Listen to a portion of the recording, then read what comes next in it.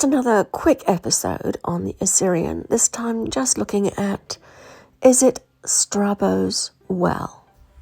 So who was Strabo? He was a Greek geographer, he was a philosopher and a historian, and I know that sounds like a lot, but in those days, if you were intellectual, you kind of had more than one string to your bow. And being a geographer, he did a fair bit of travelling, and he first visited Egypt in about 25 BC.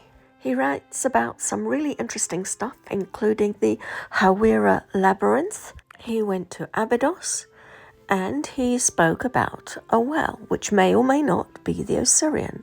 Let's see if we can work that out from what he said about the Osireion.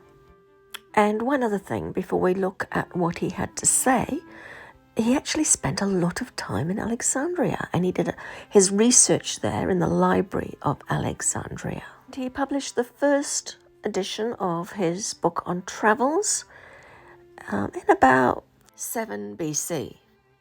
So I'm now going to read to you what it said in his book. It has a fountain situated at a great depth. There is a descent to it through an arched passage built with single stones of remarkable size and workmanship. There is a canal which leads to this place from the great river.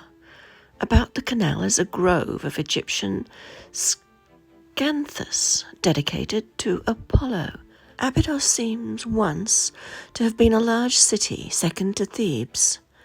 At present it is a small town, but if, as they say, Memnon is called Ismandes by the Egyptians, the labyrinth might be a Memnomian, and the work of the same person who constructed those at Abydos and at Thebes. For in those places, it is said, are some Menomia.